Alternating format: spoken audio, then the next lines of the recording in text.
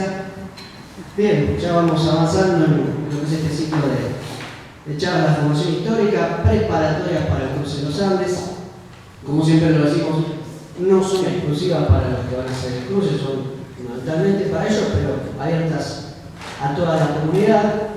En especial en el día de hoy que contamos con la presencia del licenciado Gastón Diego Gasparotti, quien ha escrito este libro que aquí pueden ver, que aquí lo tengo en mis manos.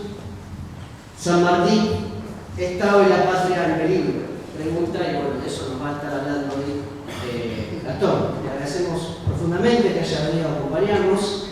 Es realmente un gusto para nosotros. Dentro de lo que es este sitio, cada tanto podemos darnos el lujo de contar con algún autor, escritor o historiador. En esta oportunidad se ha venido se reparten entre Buenos Aires y Santa Fe, el oriundo de la localidad de Santa Fe, pero trabaja allí en Buenos Aires y se ha acercado hasta Rosario para compartir algo de todo lo que él ha estudiado e investigado. Algunos datos sobre Gastón.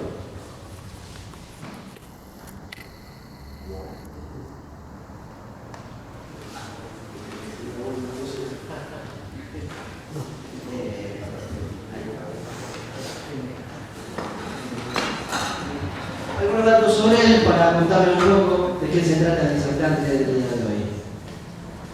Nació en la ciudad de Santa Fe en 1988, bachiller del Colegio La Inmaculada Concepción, licenciado en Administración de Empresas de la Universidad Católica Argentina, magíster en Economía por la Swiss Management Center University de Suiza. Actualmente está cursando un doctorado en Economía. Es miembro del movimiento sanmartiniano nacional y se desempeña profesionalmente en la Fundación CONIC como director de desarrollo. Ha escrito ininterrumpidamente desde los 19 años notas de opinión en distintos diarios del país, tales como Nación, Infobae, Clarín, El Litoral, La Capital y otros. Fue reconocido en junio de 2014 por la Cámara de Senadores de la provincia de Santa Fe por su destacado esfuerzo de perseverancia.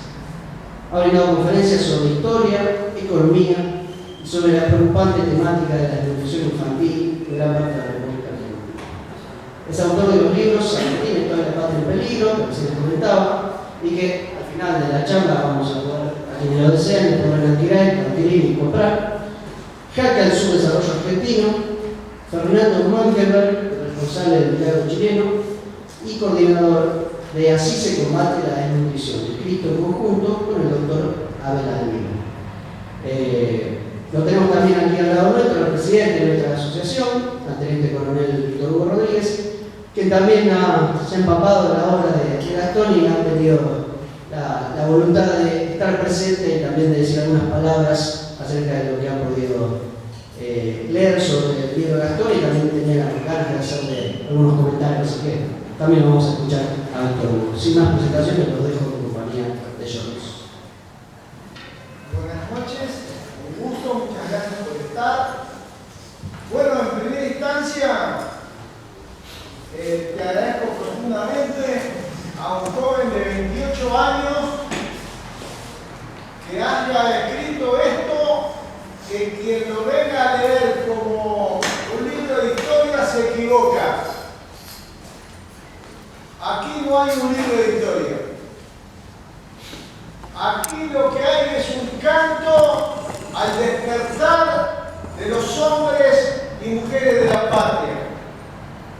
Aquí hay un grito sagrado para comprometerse con la patria. Aquí están resumidos por parte de un joven que ha recorrido la zanja de la ignominia, del dolor profundo de alguien que ve sufrir a su patria.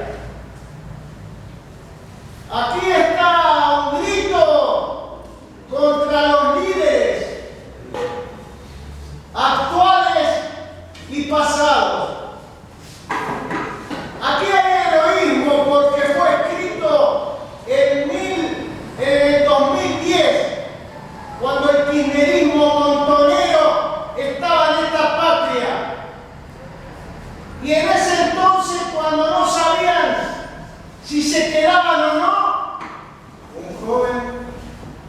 decide remitirse fundamentalmente a los problemas profundos, los más profundos de la patria.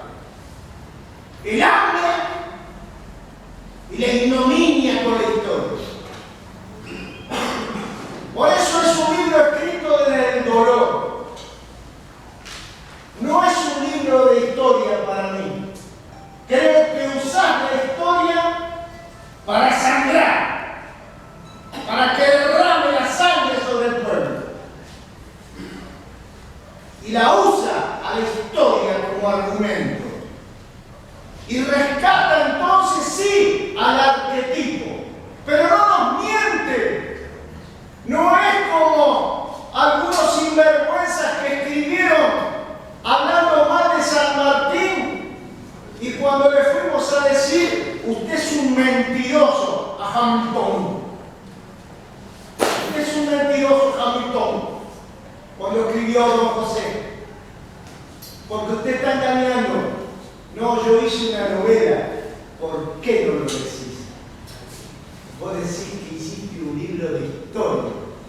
Y cuando vas a la radio y a la televisión, decís que hiciste un libro de historia. Y si hiciste una novela, tenés todo el derecho de mentir. ¡Sos un mentiroso! En la cara. Cuando esta asociación los va a enfrentar en Grondona, con su juventud. No. Está hoy la patria en peligro. Aquí está la verdad. En la tapa este joven coloca la verdad. Y entonces para mitigar su dolor, su angustia y hasta su pesimismo, por eso es para mí un libro de sociología histórica, o histórica sociología. Has utilizado ese juego en forma fantástica, porque vincula lo social, lo político, lo económico, y lo vincula con el hombre actual. Pero desde el espejo del hambre y del pobre, y también juega con la solidaridad o la caridad. Sube desde el fango social argentino en esta plena época lamentable que nos toca vivir y pide el rescate por parte del pueblo al general Don José de San Martín, al cual lo hace participar permanentemente desde una creatividad maravillosa. No lo hace responder al general San Martín como yo he visto que lo han hecho algunos, queriendo que sea el general San Martín y que interprete esta, y la verdad que es mentira, estás diciendo lo que vos querés y lo pones en boca del general. Él no, es leal el joven Gastón. Le cuenta a San Martín qué es lo que está pasando en la patria, cómo está sangrando la patria. Y ahí está el hallazgo. Y pide el rescate. El sable del general es el mártir de los principios y valores que Gastón intenta transmitir como grito de salvación para la patria. Y describe los 30 años de barbarie de esta democracia. Describe los 30 años de barbarie de la democracia, donde finalmente le hace preguntar a San Martín. San Martín se pregunta, ¿cómo está la educación? Y él le tiene que echar los datos, y le da los datos completos de toda la educación, de cómo estamos hoy. 59, escribiste en ese entonces, estaremos en 64, abajo. Sexto entre los 8 países de América Latina, estamos sextos. Y le cuenta todo esto a San Martín, porque lo que va usando es lo más vigoroso de la historia y la va comparando. Ustedes hicieron esto y nosotros hicimos esto. Tenemos que hacer esto. Por eso rescata las últimas virtudes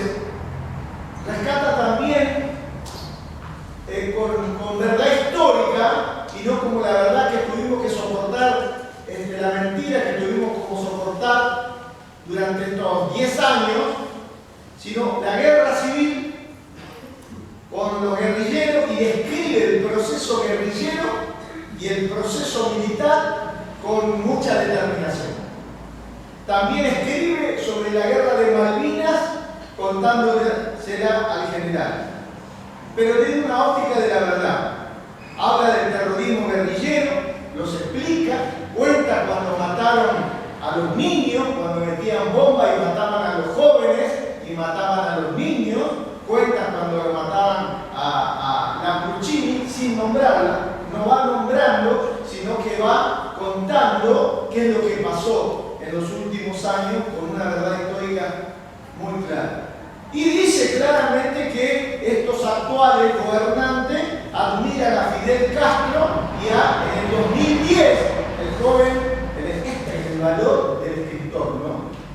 En el 2010 él ya describe a Maduro. En el 2010 ya describe a los Kirchner.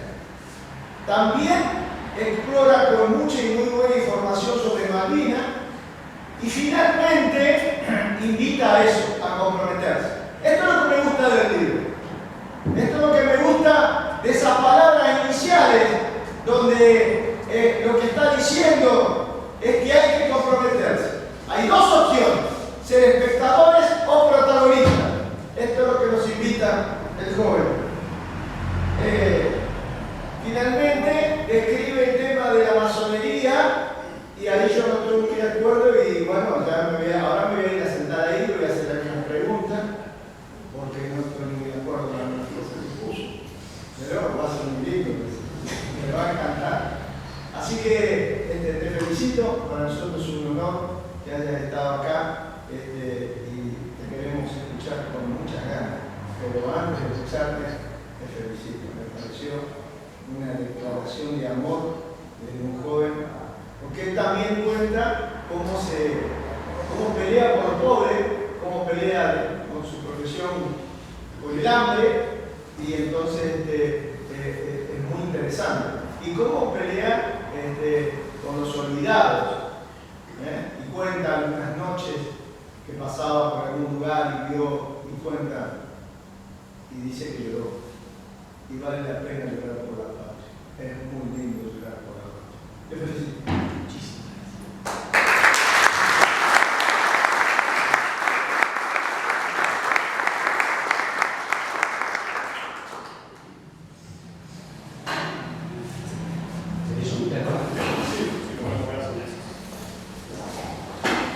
Buenas noches. La verdad que es un verdadero placer estar acá. Yo no creo en la suerte, creo en la providencia. Por alguna razón misteriosa tenía que venir. ¿Qué más puedo pedir?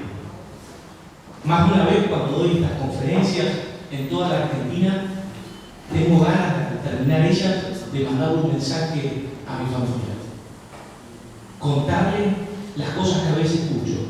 Les aseguro que nadie está preparado para que un hombre, para que un héroe de Malvinas, un héroe de esta patria, te diga esas cosas, te toca el alma, te conmueve. ¿Por qué escribí sobre San Martín? Porque un 17 de agosto de 2009, caminando por Plaza San Martín, me encontré con un acto que a mí me pareció trágico, lamentable. Una veintena de hombres homenajeando al héroe, entre ellos sus fieles ganaderos. Solamente dos personas se detuvieron, un anciano y yo. Y empezaron a surgir incriminatorias preguntas. ¿Cuándo fue que te olvidamos? ¿Cuándo te convertiste en la simple imagen de un billete? Sos solo un monumento descuidado. Y quizás la que caló más hondo, y por eso empecé a escribir este libro, es si se enseña a los jóvenes el verdadero legado. Les reconozco que si es por mi profesión, yo no debiese escribir sobre San Martín. Ya lo decía Carlos, estudié administración de empresas, después economía, sigo formándome en esa temática. Inclusive mi carrera me ha llevado a un lugar que tampoco imaginé, que es trabajar en la Fundación Column, que se dedica a prevenir y tratar la desnutrición infantil en todo el territorio. Pero ¿por qué escribí sobre San Martín? Porque con él pasa algo curioso. No es un prócer que se lo discuta, no es Sarmiento. Hoy en la radio justamente lo recordaba Sarmiento. Tuve que comer, porque sinceramente lo tengo que decir en esos términos en criollo, durante todos mis viajes, que a veces los hago en avión, ver el programa Paca Paca que denostaba a Domingo Faustino Sarmiento. ¿Y por qué lo traigo a la memoria? Porque a veces quisiera que se le animen al general, así lo digo yo. Porque con Sarmiento lo hacen. Utilizan algunas frases descontextualizadas de un hombre que estudió 52, o escribió, mejor dicho, 52 tomos. Hoy decía en la radio, cuando ese hombre asume la presidencia de la República, pide el primer censo nacional, 1.800.000 habitantes, el 84% del analfabeto. Esa fue la materia prima defectuosa con la que agarra Sarmiento. Ese mismo hombre fue uno de los que visitó a San Martín en el exilio. Ese mismo hombre, y lo traigo porque de hecho le cuento esto al general en el capítulo final, construyó 1.117 escuelas, 1.000 kilómetros de vía férrea, el telégrafo a Europa, el telégrafo a Chile, la escuela militar, la escuela naval, el boletín oficial, el Banco de Nación. Y cuando terminó su presidencia, se fue a vivir a lo de su hija Faustino, porque no tenía casa. No sé si soy claro. El presidente de la República Argentina no tenía casa. Entonces yo me he preguntado, me encanta, no sé si es masoquista, pero cuando son fechas patrias, trato de ver qué dicen nuestros políticos. Trato de ver qué recuerdan, qué nombran, qué detalles de la historia relatan. Ustedes sabrán que cada vez que se hace uno de esos actos, van chicos jóvenes, están en una etapa fenomenal, donde una semilla, donde una pequeña enseñanza te puede cambiar tu destino. Y en el libro cuento también un profesor de historia, Alejandro Negro Lancha, me cambió la trayectoria de mi destino, me generó algo. Y cuando veo a los políticos que en 10 minutos cuentan sobre la batalla de San Lorenzo, sobre el paso de la inmortalidad de San Martín, de Belgrano, y durante los 40 siguientes hablan de su gestión, me da vergüenza. Sinceramente me da vergüenza. Y me da vergüenza porque lo callamos, y me da vergüenza porque sé el daño que está generando a la Argentina. Suelo decir que un país no es una herencia de tus padres, un país es un préstamo que vos le vas a entregar a tus hijos. Si vos tenés ese foco y pensás que es un préstamo, lo que te preguntás todos los días es ¿qué país le voy a dejar a mis hijos? Y yo tengo esa inquietud, me empiezo a preguntar por qué no hablan de los próceres. Yo lo digo muy claro en el libro. ¿Por qué no hablan de San Martín? ¿Por qué no hablan de Sarmiento? ¿Por qué no hablan de Belgrano? Mi conclusión es porque le siguen temiendo. Le siguen temiendo como los mismos que demoraron 30 años en traer sus restos. Le siguen temiendo porque si yo empiezo a hablar de Belgrano, de San Martín, de Sarmiento, me tengo que poner la vara muy alta. Por ejemplo, si quiero tener la vocación de servicio de Belgrano, tengo que recordar que ese hombre, ustedes piensen que Belgrano estudió en Salamanca, que es como estudiar ahora en Harvard, abogado, economista, militar brillante, que se tuvo que hacer. Y cuando falleció, un solo diario lo recordó. Pero eso no es lo más triste. Hay dos hechos más tristes. Uno antes de morir, que tuvo que entregar su reloj para poder pagar al médico. Imaginen un político contándole esto a los pobres. Era tan pobre Belgrano que tuvo que entregar su reloj. El mismo reloj que 200 años después lo robaron en el Museo Nacional de Historia. Y el otro hecho que me encanta relatar de Belgrano, que se murió tan pobre que su cuerpo estuvo pudriéndose durante 8 días. Y su hermano, cansado de esa infamia, rompió el piso de su casa y hizo la lápida más digna que podía. Si me pongo la vara en San Martín y hablo de la visión que tenía este hombre, tendría que empezar a pensar en las próximas generaciones y no en las próximas elecciones. Todos los próceres han tenido esa cualidad, con los grandes hombres que ha tenido la Argentina y tienen, es que hacen algo con la seguridad de que probablemente no lo van a disfrutar. Y eso es fantástico, porque ya no te preocupas preocupás por los resultados inmediatos y vas a partir del problema. No se entiende cómo este país, que tuvo 3 premios Nobel de Ciencia, yo les pido un ejercicio. Cuando vayan a Buenos Aires, vayan a ver Hidachi, vayan a la Galería Pacífico, hagan todo lo que se les antoje, pero hagan un recorrido por el cementerio de la Recoleta. Vean los hombres que tuvo la Argentina. 26 presidentes están enterrados ahí.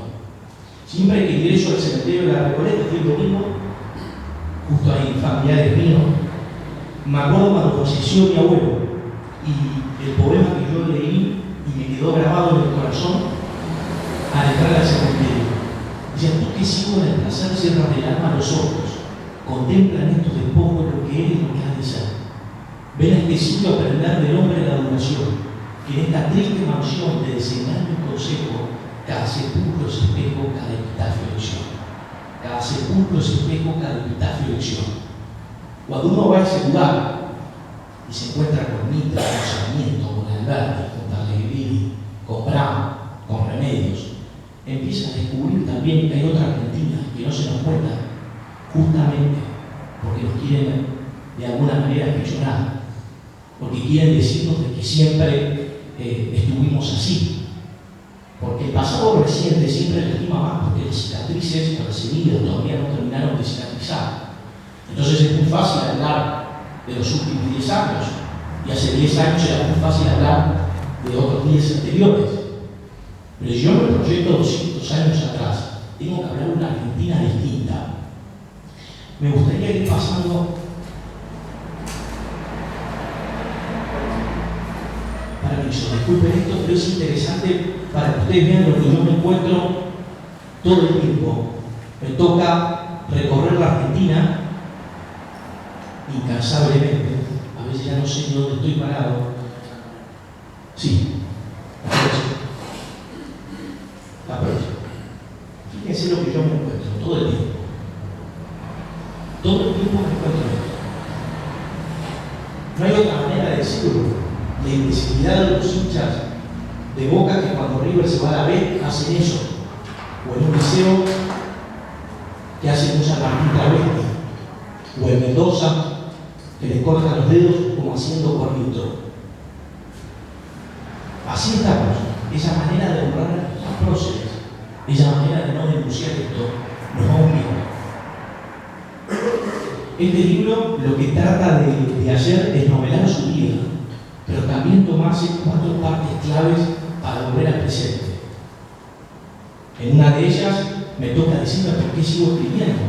Yo les aseguro que cuando comencé esta obra tenía 19 años. De los 16, cada vez que algo me molestaba, venía un acto de corrupción, un acto de narcotráfico, la división entre los hermanos argentinos, escribí una carta a lectores y se publicaba, tenía esa suerte.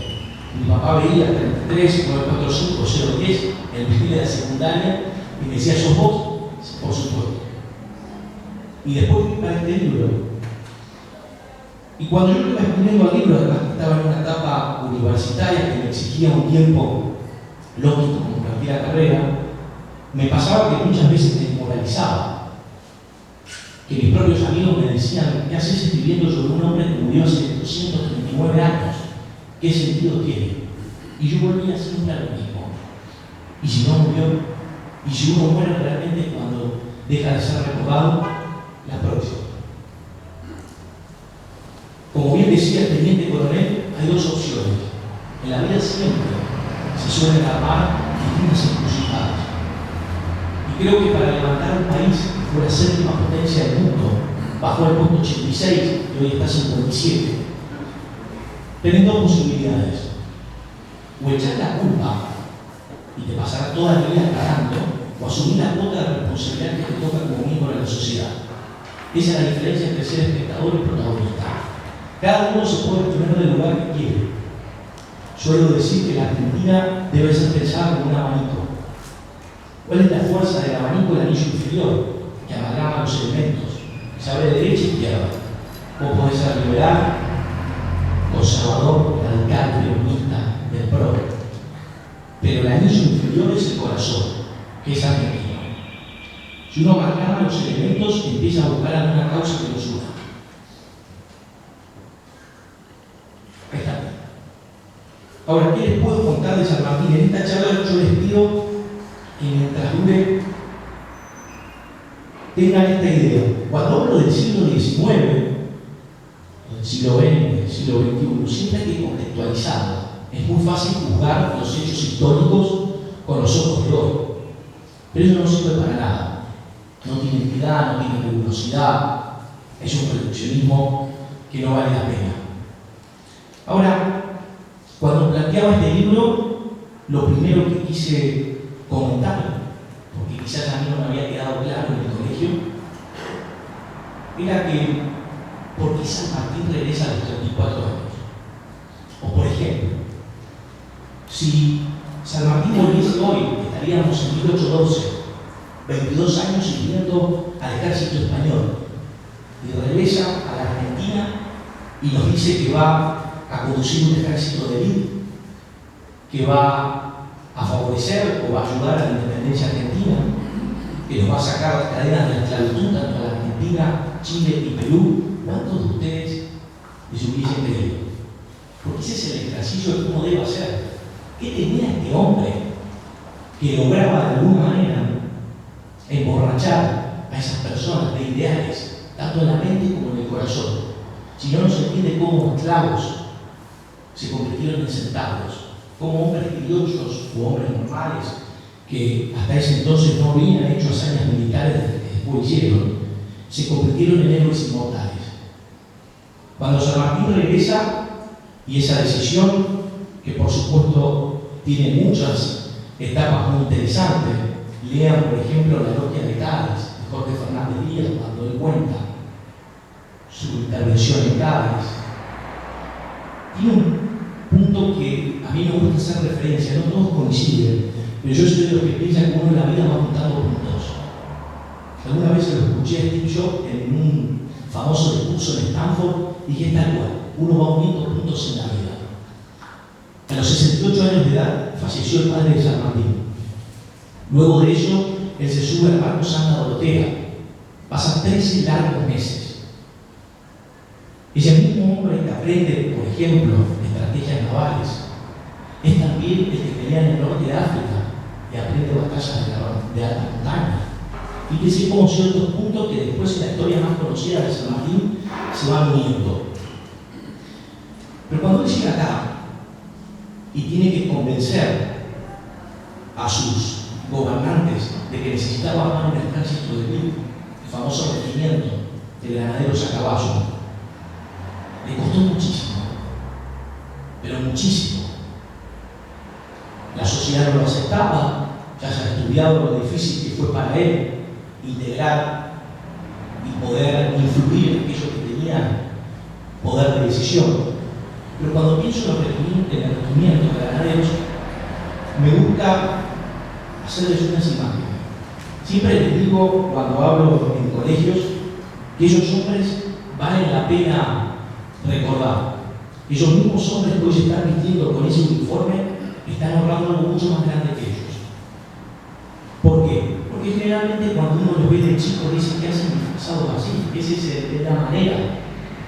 Y nadie te para, y nadie te pregunta, y nadie te comenta. Y saben que con ellos hicimos lo mismo que con los excombatientes de Malvinas, con los héroes de Malvinas. Yo lo digo en el libro. ¿Por qué? Porque los granaderos regresan en febrero de 1826. Suelo dar una imagen para que todos la entiendan. Habrán visto, seguramente todos, la película del Titanic. La escena final cuando los violinistas siguen tocando, se está hundiendo el barco y ellos insisten sabiendo que ya nadie los escucha.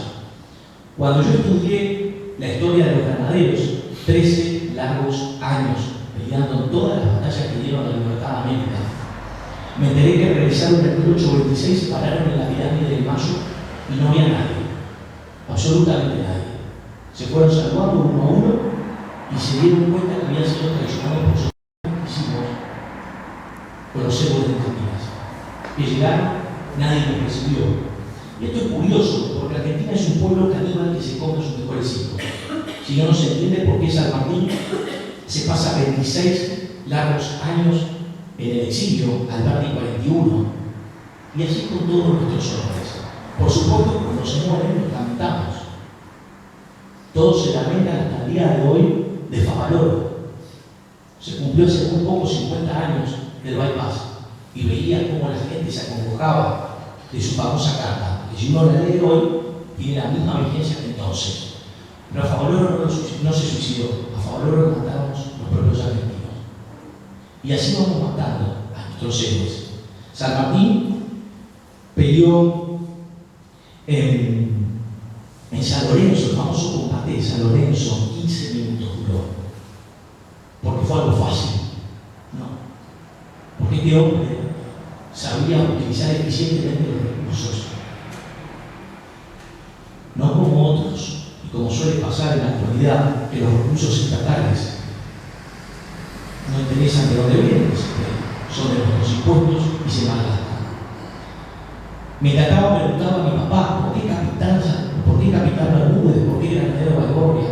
Caminaba por una calle, pobre hombre, le preguntaba por qué tal o cual calle se llamaba así. Es interesante la batalla de San Lorenzo porque todo el mundo se acuerda de Cabral y está muy bien. Hace muy poquito tiempo estuvo en Salada, en Corrientes, de Nación. No se puede creer que en ese lugar minúsculo nació un hombre que hizo tanto o dejó un legado tan grande en este país. Pero nadie se acuerda de Bermúdez, que es aquel hombre que tenía que atacar sincronizadamente con San Martín en la batalla de San Lorenzo y que no logra coordinar efectivamente y es herido, al igual que el Libertador, y luego de la batalla, angustiado por haberle fallado, se sacó el torniquete y murió desangrado. La pregunta es, todos los que dicen seguir un líder hoy, ¿cuántos hubiesen tomado esa determinación al fallar a su líder? Porque así se sintió Bermúdez. Se sintió avergonzado y se soltó el torniquete y se dejó morir. La batalla de San Lorenzo es interesante porque también hay otra cosa que se ve que San Martín murió se peleó en España contra los soldados de Napoleón y de él también aprendió algunas cuestiones como las estrategias oblicuas. Eso se ve mucho en San Martín, el ataque pinza. Y 250 realistas no pudieron contra 150 patriotas. Y después de aquello vino también el ejército del norte. Lean las cartas en este libro, cualquiera que ustedes quieran comprar, que se escriben San Martín y Belgrano. Vean con la calidez humana con la que se escribe. Nosotros estamos tan acostumbrados que nuestros políticos se hablan como enemigos, que se bastardean todo el tiempo. Vean con la calidad que se escribe. San Martín tiene que ir a dar una decisión muy difícil. Él iba a ocupar el ejército del norte, a pesar de que Belgrano había triunfado, todos saben, en Salta y Tucumán, había liderado ese famoso éxodo jujeño que sacó el pueblo entero de la muerte. Pero es muy interesante cómo se escribe. Belgrano es lo mejor que tenemos en América, es el Napoleón americano. Y para ir rápido, porque sé que el tiempo es escaso, y qué mejor que contarlo acá. Muchas veces se piensa que el cruce de los Andes es algo fácil. De hecho, algunas veces pregunté a ese profesor de historia por qué en el colegio nos enseñaban tan poco. ¿Por qué solamente con una lámina escolar querían simplificar una gigantesca estructura militar que cruzó la cordillera de mayor longitud del globo? Y él me dice que primero que en la Argentina los 180 días de calendario nunca se cumplen.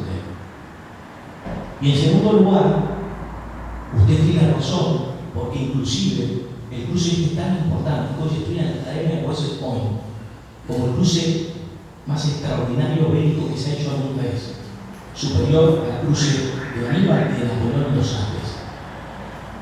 Ustedes estos números ya lo saben, pero a mí me gusta recordarlos.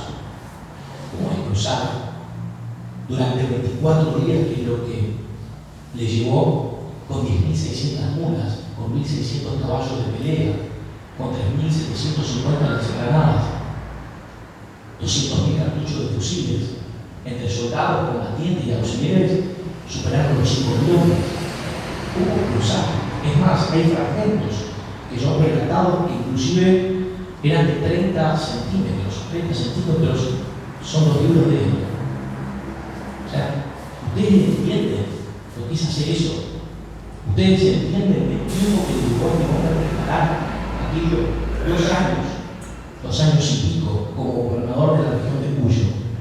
Es muy interesante ver a San Martín político también, porque uno ve su condición de estadista, su austeridad, el pensar, repito, en las próximas generaciones y no en las próximas elecciones. Y por eso hoy uno va a Mendoza y todavía ve algunas de las cosas que hizo este hombre.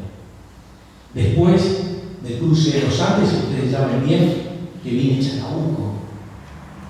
A mí me encanta cuando recuerdo Chacabuco, hacer memoria y pensar en ese cuadro de O'Higgins, el estallido.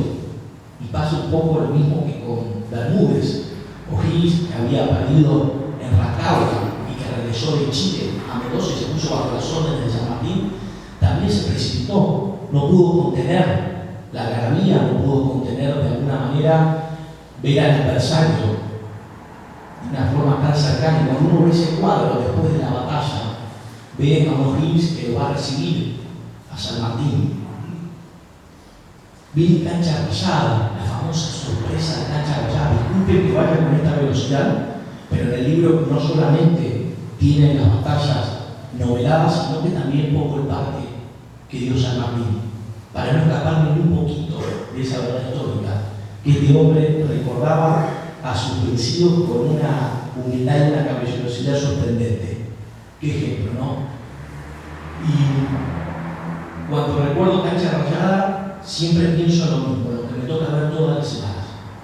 Yo les decía que trabajo en Fundación Corín, y cuando estoy en un rancho a las 7 de la tarde y se hace oscura, en aquellos lugares de la Argentina donde no hay electricidad, pienso en Cancha Rayada, la oscuridad absoluta. Con la diferencia que podían venir sables de todos lados, por eso se lo dio a San Martín de O'Higgins muerto. Por eso fue tan importante que la cera se vaya con más de 2.000 hombres y alguna columna entera. ¿Qué me gustaría recordar de la sorpresa de Cancha Rayada? Que la gente que estaba en Chile, temerosa, porque pensaba que la revolución estaba perdida, escribieron cartas que fueron interceptadas por el Ejército Libertador, en donde se decía prácticamente de que en verdad no se apoyaba tal cosa como este cruce de los Andes que iba liberalizado, que estaban muy bien, estaban contentos, etc. Y San Martín recibió esas cartas. ¿Qué hizo? ¿O qué haría un argentino tipo? Y por supuesto, fusilar o denostar a todos aquellos que lo habían traicionado. Yo todo lo contrario. Un bollito que quemó. Nunca sabemos sus nombres. Esa es la calidad que San Martín transmite.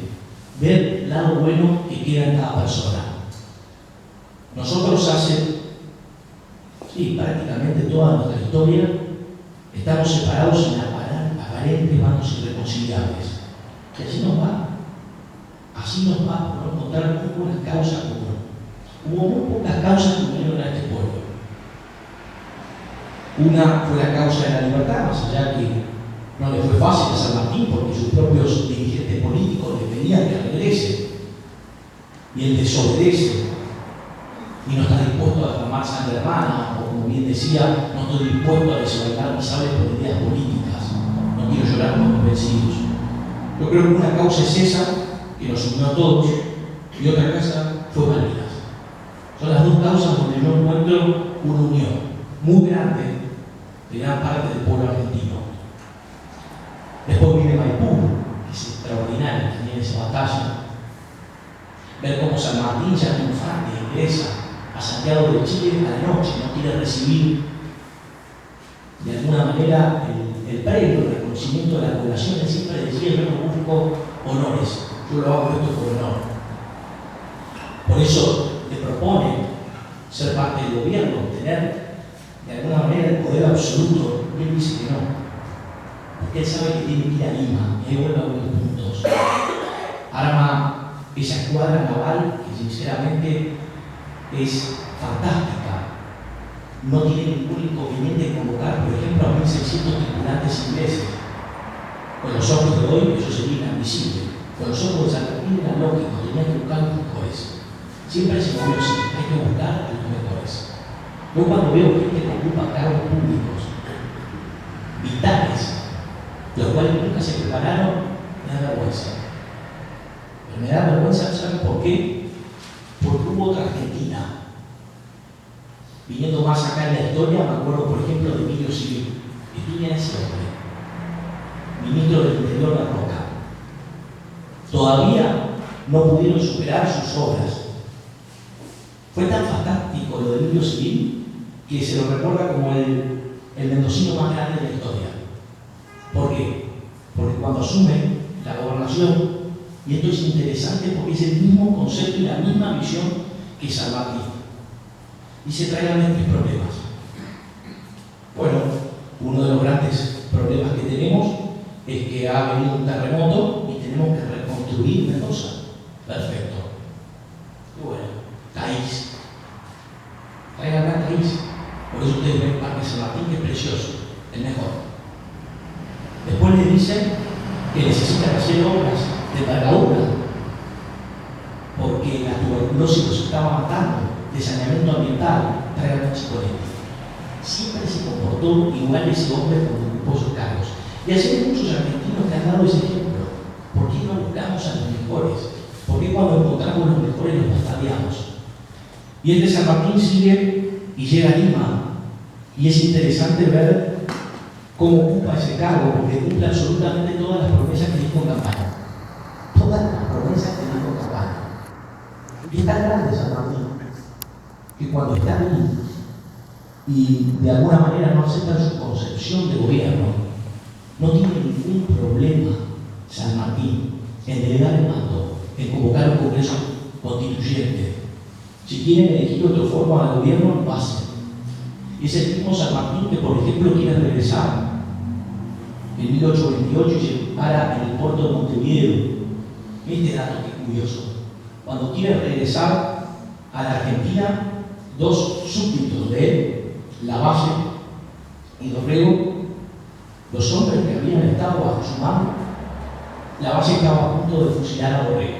Hay una carta de San Martín que es preciosa, que le dice: usted tiene que economizar esta muerte. No solamente representará algo para su alma, sino también para el futuro del país. Salvador Recalí, un jurista, le dice todo lo contrario.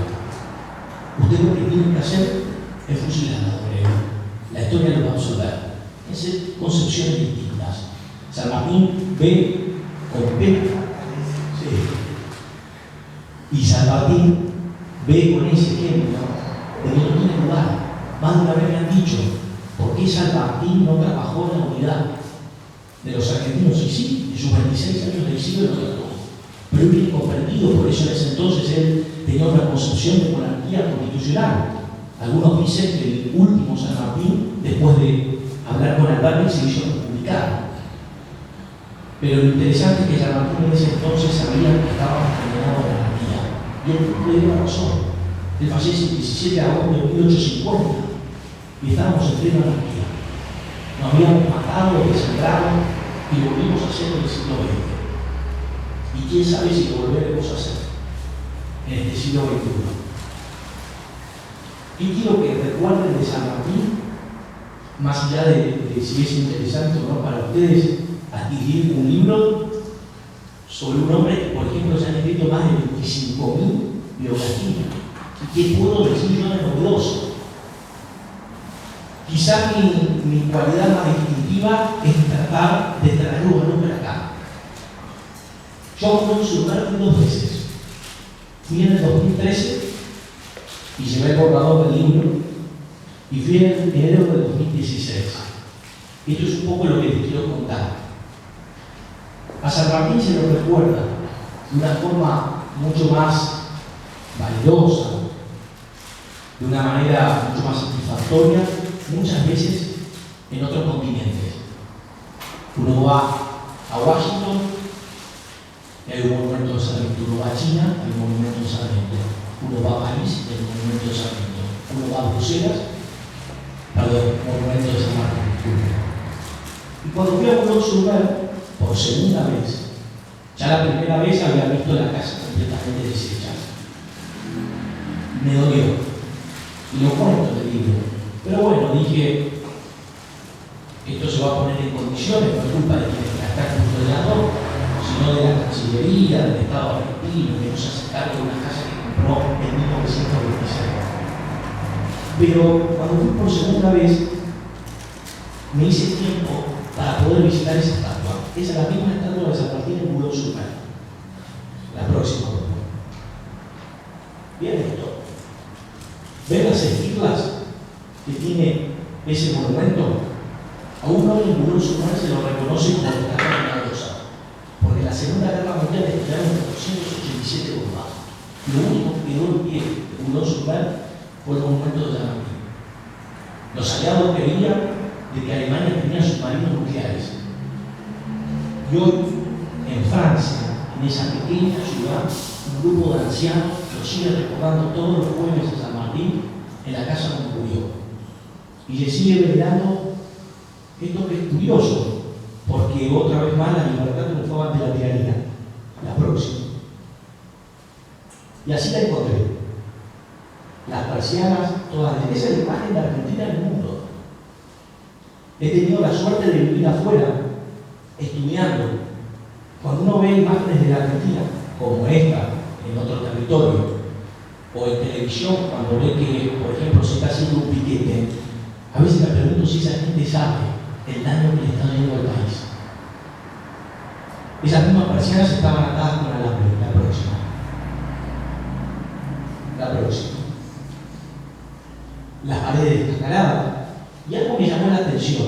Víctor Catún, un cordobés de 45 años que cuidaba esa casa, tenía de alguna manera un aspecto desarraigado y en sus zapatos vi manchas de pintura.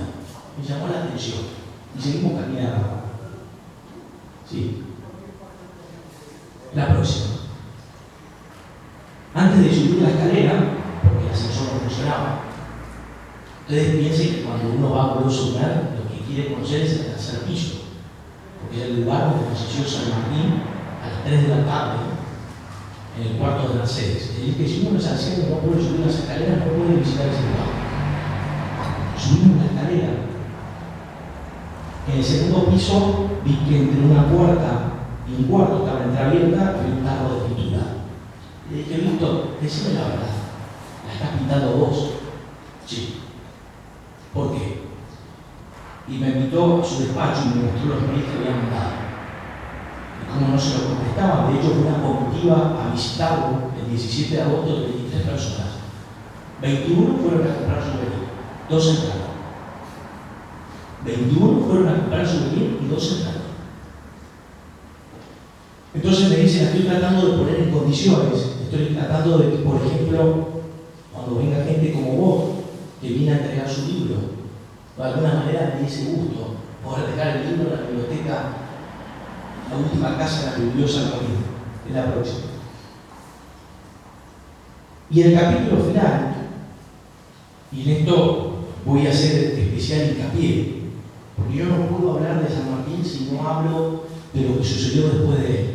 ¿Y cuál es mi propuesta para poder embarcarnos en una epopeya similar? San Martín, estoy seguro que no sé si estaría tan de acuerdo de ver tantos mundos, tantas plazas, tantas calles con su nombre, pero sí, estoy absolutamente seguro que nos pediría que nos unamos y que nos embarquemos en una causa. Yo a San Martín le conté que este país, en 1850 era un desierto, que tuvo un gran presidente, que para mí uno de los mejores, si no es el mejor, fue Sarmiento, que era un desierto ya en 1914, 1917 era la séptima potencia del mundo. Ustedes pueden ver que, por ejemplo, si solamente tomamos PBI per cápita, crecíamos al mismo ritmo que Australia, Estados Unidos, Canadá. Más de una vez me he encontrado con detractores de esta teoría. Me han dicho incluso que Argentina es mucho más injusta que la actual. Los mismos que viven en un territorio donde el 32.9% de la población es pobre. Los mismos que viven en un territorio donde el 48% de los chicos de 0 a 14 años es pobre. Los mismos que viven en un territorio donde el 51% de la población no tiene cloacas. O el 35% de la población no puede ir a su cuarto, a su cocina, abrir una canilla y servir un vaso de agua. Pero esta Argentina es más injusta.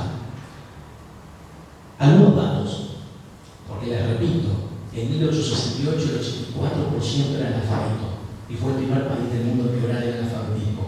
El tercer país del mundo en abolir la esclavitud, ya para ese entonces. El cuarto país del mundo en integrar el voto secreto universal y obligatorio. Para ese entonces, el PBI argentino era superior al PBI de Brasil, Chile, Paraguay, Uruguay y México, todos juntos. Teníamos más de 45.000 kilómetros de vía férrea, que era superior al total de todas las vías férreas que habían construido Paraguay, Chile, México, Brasil, Uruguay. El 6 de diciembre de 1913 se inauguró el subte en Buenos Aires. Solamente 5 ciudades tenían subte en el mundo: Moscú, Londres, Gran Bretaña, París y Buenos Aires. 5 ciudades. Un salario de un obrero argentino era 80 veces superior al de un obrero en París. Era tan grande lo que había construido esta gente que el 7% del comercio internacional, pues, de exportaciones lo hacía Argentina, y el 50% de las exportaciones de América Latina las hacía Argentina. Era tan grande que, por ejemplo, uno va a Buenos Aires y se encuentra que la primera sucursal del mundo que abre el Banco de Boston lo hace en Buenos Aires. La tercera sucursal del mundo que abre Ford lo hace en Buenos Aires. Esa era la Argentina. ¿Qué tenían esos hombres? Y tenían algo particular, como el Sarmiento antes de morir, que dice: pronto a mi partida debo confesar que no dejo bienes materiales, pues siempre lo he considerado una pesada carga para la hermosa misión que me había impuesto. No puedo decir que no he cometido errores, he cometido errores, pero los errores que cometí fue por la premura en la que quise poner a mi país en donde mi corazón y mi mente ya lo habían puesto. Y así como Jesús perdonó a la María Magdalena por haber amado mucho, le pido a la generación que me suceda y a mi patria que me perdone, porque mis errores fueron fruto de mi inmenso amor por ella. Y por eso Carlos Pellegrini, cuando va a recibir los restos de Sarmiento, dice: será uno de los hombres más brillantes que han dado las Américas. Ha cometido errores, no lo recuerdo. Soy un fanático de Sarmiento, puede ser. No niego los errores que cometió, lo que le quiero decir que ese grupo, esa generación del 80, del 37, tan denostada, puso a este país en la séptima potencia del mundo. Que había cosas para corregir, por supuesto. Por supuesto. Si éramos un desierto. Hace poco escuchaba al emperador japonés que le decía a Macri: no puedo creer que usted tenga 30% de pobre. Y por supuesto, si Japón es un cascote, el 20% es habitable, solamente el 20%. Y Argentina es el sexto país en riquezas naturales, pero el primero en relación a la cantidad de habitantes. La próxima. Yo creo que esto todavía no terminó, es una de las preguntas que me hace San Martín. La próxima. Y ahí vamos a la etapa final. Sinceramente creo que necesitamos reconciliarnos. Tarde o temprano lo tenemos que hacer. Si no, esto no camina. No hay manera de que algo camine si por lo menos en algunos puntos muy particulares no nos ponemos de acuerdo. No hay manera de salir adelante si cada 4 años se destruye todo lo que hizo el gobierno anterior. No hay manera si no somos capaces de hacer una ley, por ejemplo, en temas educativos de pobreza estructural, se mantiene en el tiempo. La próxima. ¿Dónde nació San Martín? Hace poco fui a Yapeyú. También, por segunda vez, gracias a Dios, me están poniendo en condiciones y el 17 de agosto va a estar impecable. Pero bueno, si es una imagen, uno ve, San Martín no fue pobre, tampoco era Bolívar, que tenía una posición mucho más acomodada en su infancia. Probablemente, si ustedes dicen hoy una casa así, en esta Argentina, diría: bueno, es algo carenciado. La próxima. Eso es Chaco, 2017, sacada hace 20 días. ¿Por qué les muestro esto? Ustedes la pobreza la conocen igual que yo. No estoy mostrando nada nuevo. Pero acá hay un concepto que me gustaría, y de alguna manera yo se lo transmito a San Martín, es que el pobre no es una persona igual que nosotros, pero sin plata. Esa es la concepción de todos los políticos que hemos tenido en los últimos 30 años, por eso no bajamos el 30% de pobreza. Para ellos el pobre es una persona igual que nosotros a la que solamente le falta plata. Al pobre muchas veces le falta experiencia de vida, cultura de trabajo, retrospección, introspección, educación, cloacas, luz eléctrica, agua caliente, vive entre bares y encima no tiene plata. Y eso es muy distinto. Por eso si yo le doy al pobre 1.400 pesos se le quema la mano y lo condeno a ese círculo vicioso. Yo entiendo que hay gente que se enoja y dice, bueno, pero si compraran un celular, el horizonte de un pobre, o les hago esta pregunta, ¿quién piensa? ¿Que voy a comprarle Vax? ¿Piensan que voy a comprarle Vax? Tiene 1.400 pesos y tiene esta realidad. Y llega ahí y tiene que cambiar todo por 1.400 pesos. Póngale 12.000, 40.000. Si le damos también 60.000 no va a cambiar su realidad. Lo condena. Lo hace esclavo de un sistema.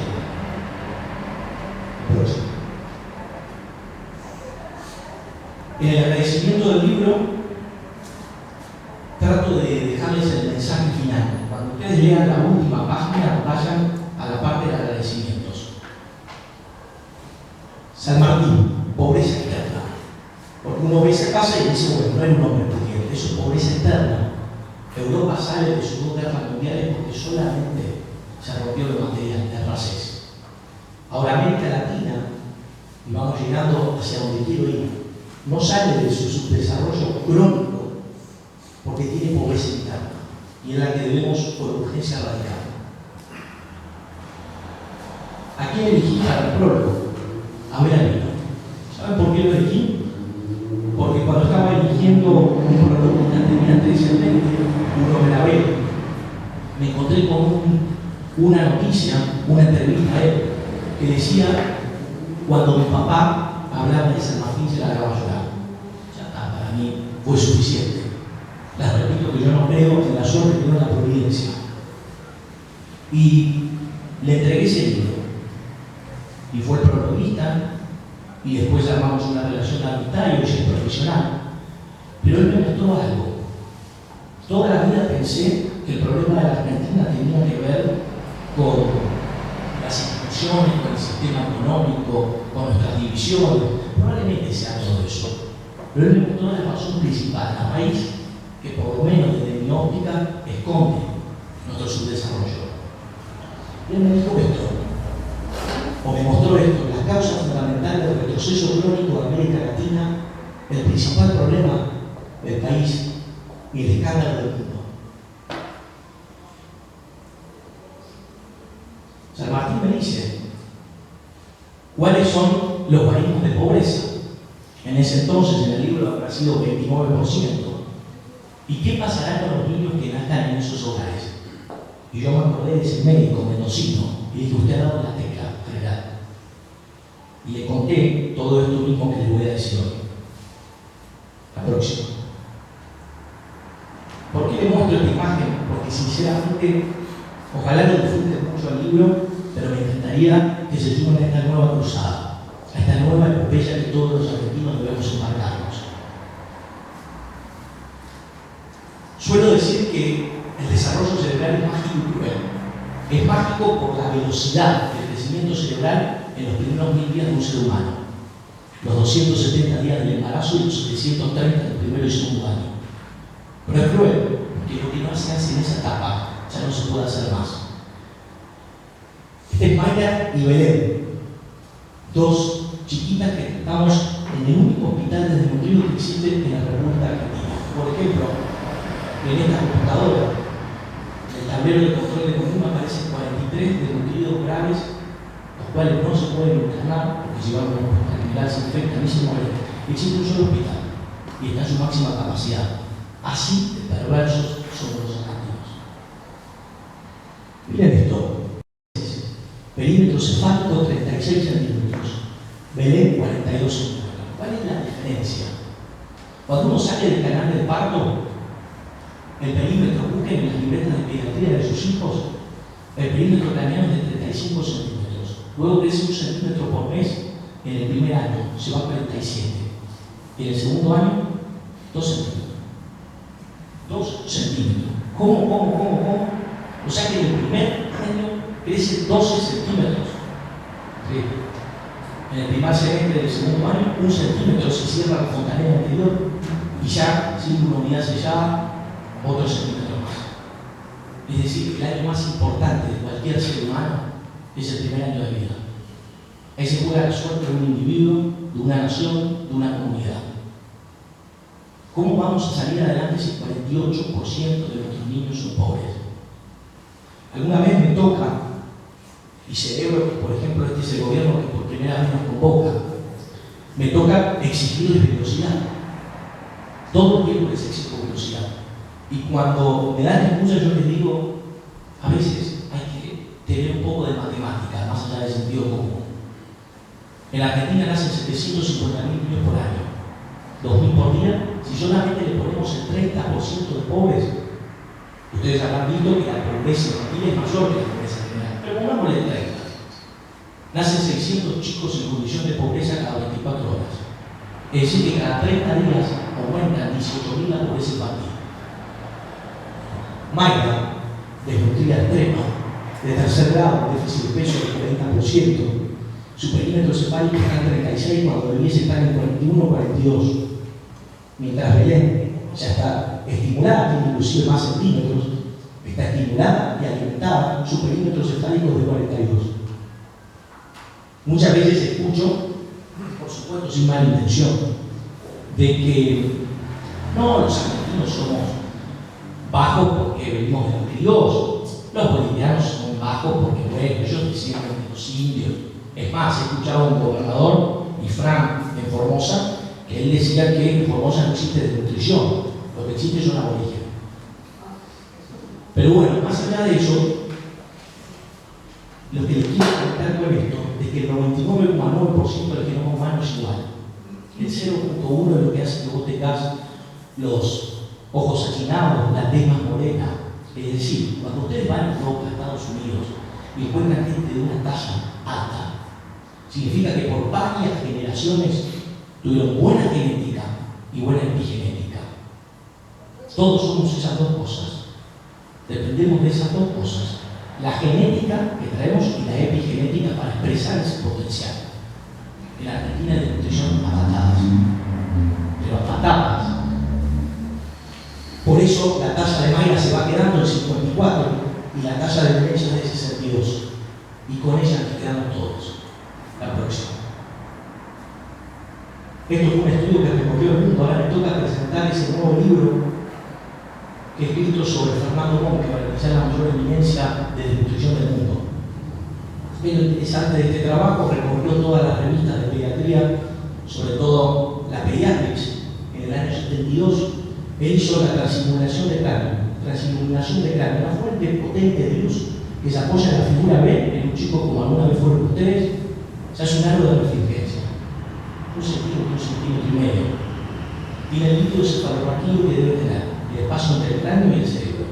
Fíjense lo que pasa en la figura C. Se prende como un foco, está lleno de agua. Díganme, ¿podremos en este mundo competitivo, en donde existe un 48% de chicos con pobreza infantil, salir adelante? Yo me sorprendía cuando escuchaba sobre el plan maestro, el cual de muchos de sus puntos coincido, de que nadie tenga la valentía de decir que si no tengo cerebro no tengo que educar. Algo nos tiene que decir que 7 de cada 10 chicos no saben resolver un cálculo matemático, que 5 de cada 10 no pueden comprender un texto. Es decir, que leer la editorial de un diario y tocar al lado los números y yo. 1 de cada 2 abandona la secundaria. Por ejemplo, en el 2014, del 1.200.000 estudiantes que tenemos en la universidad, 483.000 no metieron una materia. Está diciendo Gastón Vigo de la Fundación CONIN que todos aquellos malos resultados académicos tienen que ver con el daño cerebral. No, absolutamente todo. Pero que gran parte de los malos resultados académicos tiene una explicación por acá, no tengo la menor duda. ¿Por qué? Porque el desnutrido crónico tiene problemas psiquiátricos, anatómicos, bioquímicos, eléctricos. Tiene un bajo coeficiente intelectual, el promedio de 70, y no es consciente de sus actos. Muchos de los problemas de inseguridad que tenemos en Argentina vienen por ahí. ¿Cómo? ¿Usted está criminalizando la pobreza? ¿Cuánta vez escucho eso? No. Lo que te estoy diciendo que de los 60.000 presos que tiene la Argentina, solamente 4.000 terminaron la secundaria, 22.000 la primaria, 1 de cada 8 recibió la visita de un familiar, y el 76% de los presos al momento de cometer el delito que lo llevó al penal estaba desocupado. Es decir, que si yo tengo extrema pobreza, puedo entrar en un círculo vicioso. Desnutrición no recuperada a tiempo, abandono de los estudios, subempleo, desempleo. Y cuando no, linealmente asistencialismo perpetuo o delincuencia. ¿Un desnutrido crónico está condenado a ser delincuente? No, por supuesto que no. Pero que se desarcenan las posibilidades del mundo tecnológico, no tengo la menor duda. Por eso yo insisto siempre con este tema, que sea como la causa de la libertad, si no es por moral, si no es por justicia, que sea por conveniencia. La próxima. Estos son estudios que ahora es mucho más fácil demostrar lo que Monkeberg decía hace 40 años. La próxima. Fíjense esta figura aquí interesante. Napoleón decía que a las personas hay que juzgarlas del mentón para arriba. Saben que él era bajito, pero era consciente de que todo está acá. La clave para poder salir de su desarrollo está en el intelecto. Fíjense, las neuronas de un chico normal que murió a los 2 años de edad en un accidente de tránsito, es un árbol florido. La neurona de un desnutrido murió en un hospital de Colombia. Es un árbol quemado. ¿Qué es lo interesante de esto? Y con esto vamos terminando los temas médicos. Que de los 100.000 a 140.000 millones de neuronas que tenemos en los 3 milímetros de espesor de racitas de 1 centímetro, podemos emitir entre 5.000 y 15.000 cables si tenemos buena alimentación 50% y buena estimulación 50%. Como Isabel, un traguito de leche y un beso en el cachete. Adelante. Y eso no puedo generar. Yo aproveché que comienza su ignorancia de hombre del siglo XIX para decir un razonamiento que llevo muy profundo, que estamos generando discapacidad. Es duro decirlo, por supuesto. Es mucho más lindo decir de que hay salida, de que yo a un chico lo puedo no estimular, no alimentar, lo puedo violar, lo puedo pegar, puede vivir en una cueva y va a estudiar en Harvard. Puedo decir eso. O puedo también decir lo que la ciencia ya demostró. Estoy diciendo que abandonemos a los niños que ya están dañados, no, por supuesto es inadmisible, pero dejemos de que esto siga creciendo porque no hay salida. Me toca por mi propia profesión ir a empresas y decirles, ¿se están quedando sin capital humano? Sí. No tenemos a quién contratar y esto cada vez va a ser peor si no hacemos con su urgencia. Ahora, y es lógico que ustedes me digan, bueno, podés comparar la epopeya de los Andes con la lucha contra la desnutrición. Me parece que estás exagerando. Primero, porque nosotros exportamos para 400 millones de personas. Esta tierra bendita es capaz de darle de comer a 1.500 millones de personas. Es decir, a toda la India y 300 millones de personas más. No exagero, absolutamente muy poquito así. La próxima. Miren cuántos se murieron. Entre 1946 y el 2009, 63 años evaluados, murieron 120.265 personas por desnutrición en el supuesto granero del mundo, de los cuales hoy podrían estar sentados acá 108.231 tendrían entre 15 y 64 años de edad. 120.265 personas que estamos discutiendo todos los días. Son pavadas, porque cada 24 horas se mueren 5 y ellos son los que se mueren, después están dañados. La próxima. La Fundación Bonín necesita que los argentinos nos unamos a ella para erradicar la desnutrición infantil. irse, no, cada uno debe estar ocupando un lugar magnífico. Esta es mi propuesta en particular. Ustedes tienen que estar en el lugar que quieran estar, cumpliendo esa cuota de responsabilidad que les cabe como miembro de la sociedad. Acá, si me preguntasen, les diría que existen 3 centros CONIN, pero que tendríamos que tener 300. No sé si se llegaron a escuchar que la provincia de Santa Fe es la segunda provincia de la Argentina con más villas de todo el territorio nacional. 1621 Buenos Aires, 333 la provincia de Santa Fe. Por eso digo que debería haber 300 CONIN. Cada uno puede elegir de la manera que quiere. Si quieren ayudar en un centro, pueden alfabetizar, ir a jugar con un chico, hacerse socio, buscar gente que quiera armar una fundación y aplicar el método lo que quiera. Y si no, por lo menos comentarlo de al lado. Cuando un político o alguien venga a decirle que la educación se soluciona a partir de los 3 años, digan, no, para. ¿Qué estás haciendo por el cerebro? ¿Qué estás haciendo por la semilla, que es la educación? Generando una tierra fértil, que es el cerebro. La próxima. En los últimos 10 minutos quiero contarle algo. Yo cuando descubrí esta gráfica, ya está, dije, esto es todo para mí.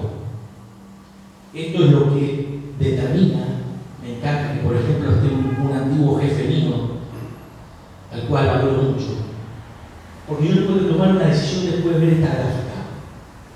Vi esta gráfica y dije, todo para mí me voy a dedicar a esto.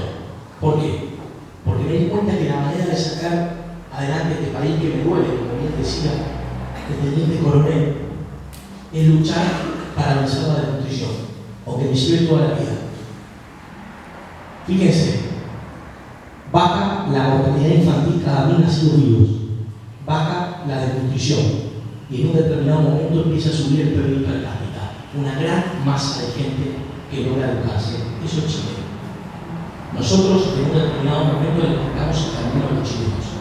Nos guste o no, los chilenos nos están marcando el camino a nosotros. La próxima. El plan CONIN, el mismo que se desarrolló en Chile y el mismo que nosotros venimos proponiendo hace 24 años. Perdonen si ustedes vinieron a escuchar una charla que hable exclusivamente de San Martín. Yo no puedo sustraerme de la realidad que me toca vivir todos los días. Prefiero que descubran ese San Martín que los va provocado acá en el libro, pero también les tengo que mostrar esto, porque la velocidad con la que tenemos que tratar de hacer cosas para salir adelante requiere que yo aproveche cada espacio. Y el plan CONIN, lisa y llanamente, consistió en 2 cosas: llenar de centros CONIN en Chile todos los que sean necesarios. En ese lugar se hicieron hospitales. De los 34 hospitales que tuvo CONIN en Chile quedan 7. Esa es la feliz noticia, ya no son necesarios. Se dedican a patologías congénitas distintas. La próxima. Y el segundo paso, y el CONIN ladramos con esto, Abel ladra hace 25 años, vean un video de YouTube de él de hace 20 años y dice lo mismo. 5 pasos para hacer una gran nación: preservar el cerebro en 1000 días, educarlo, luz eléctrica, agua corriente y caliente y vacas. ¿Por qué?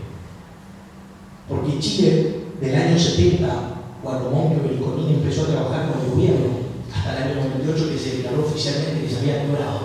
Aún hoy sigue trabajando con el gobierno, pero de forma distinta, porque no existe ya el desnutrido primario que le falta alimentos, sino el desnutrido secundario por cuestiones congénitas. Solamente el 72.3% de la población consumía agua potable, el 41.2% tenía cloacas caracterizadas. Ya para el año 2000, el 99.2%. Les repito que en Argentina hay un 35% de la población que no puede llenar un vaso de agua limpia y tomar. Yo he visto gente de 60 años tomando por primera vez un vaso de agua con los ojos en la lágrima. Y alcantarizado pasaron del 41 al 93, ya en el año 2000. En el 98 estaba quebrado Flaquero. La próxima. Más de una vez me han dicho, no te creo, no te creo lo de Chile, es imposible, no puede ser. Y yo suelo decir 2 datos. En el año 68, este hombre notable que es Monkeberg, que lo escuchó la vicepresidenta de la Nación hace muy poquito tiempo, así que está en ella hacerle caso no. En el año 68 fallecieron 22.807 niños en Chile. Eso es 1.900 por mes, 63 por día, 2 cada 2 años. 2 cada 1 hora.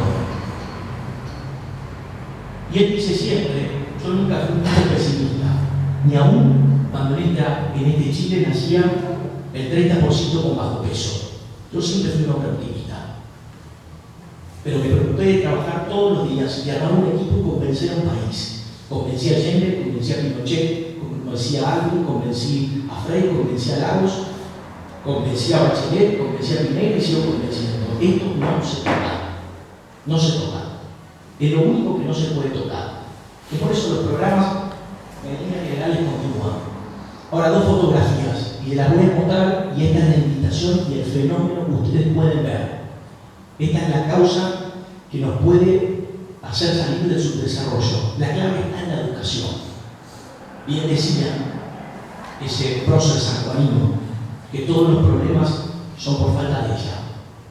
Ahora ustedes saben que para tener educación hay que tener cerebro. El 2% de la población en 1950 le preguntaba a Monkeberg cuántas universidades había en Chile. 4. ¿Cuántos estudiantes estudiaban en la universidad? 11.500. Hoy, el 50%. 680.000. La educación secundaria la terminaba el 12%, hoy el 77%. La primaria el 35%, hoy el 99%. Los promedios de escolaridad en el año 50, un chileno tipo estudiaba 2 años. Lean las cartas de Sebastián Edward, uno de los dueños del Mercurio, cuando cuenta que cada vez que venía a Argentina se sentía país. Y esos hombres pasaron de 2 años a 14, el analfabetismo del 23 al 0.1. El porcentaje de niños, ahora estamos en una propuesta de medir y hacer un mapa de la desnutrición, en Chile era del 63%, del 0.2, un chileno medio vivía 38 años. Yo estaba en el Chaco Santeño, en Morillo, donde la expectativa de vida de la Argentina es de 42 años. 42 años. La misma expectativa de vida que tenía Argentina en 1910. El porcentaje de bajo peso al nacer del 33 a 4%, y la mortalidad infantil. De cada 1000 que nacían en 1950 fallecían 180, 2 fallecen 7. Es más baja que la de Estados Unidos. Y eso hizo algo. Una gran masa de gente que se protegió se pudo educar. Y el desarrollo fue consecuencia. La pobreza bajó del 50% al 8%. Las exportaciones aumentaron de 500 millones a 85.000 millones de dólares. El ingreso per cápita, que era de $400, $1.20 por día ganaba un chileno, pasó a 27.120. ¿Qué les quiero decir con esto?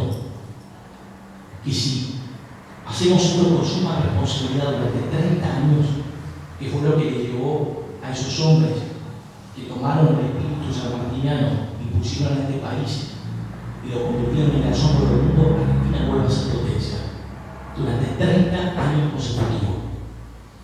La próxima. Este es un sueño pasado.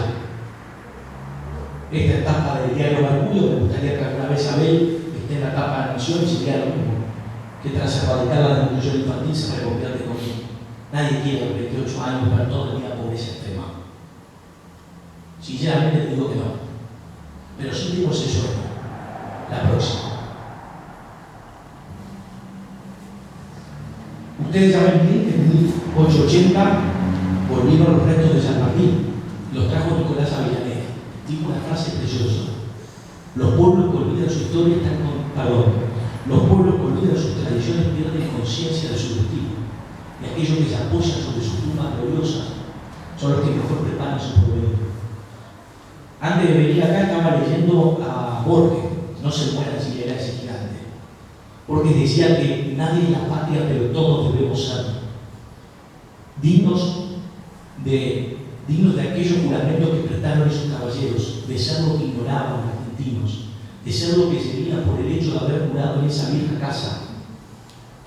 Somos el porvenir de esos varones, la justificación de aquellos muertos. Sobre nuestras espaldas carga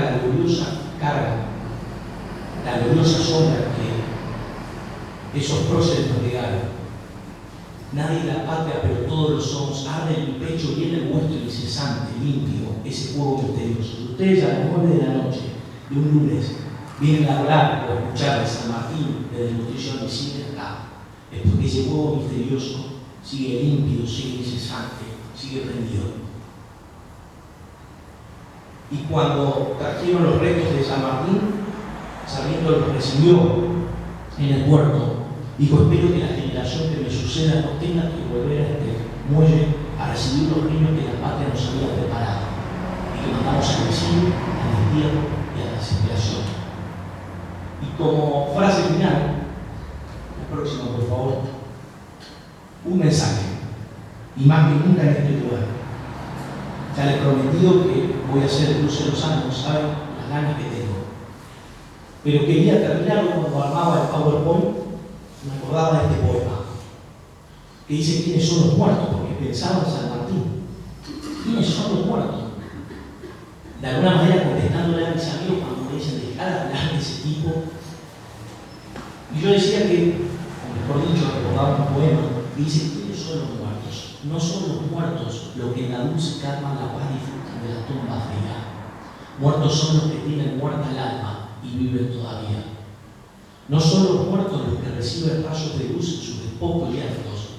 Los que viven con honra son los vivos. Los que viven sin honra son los muertos.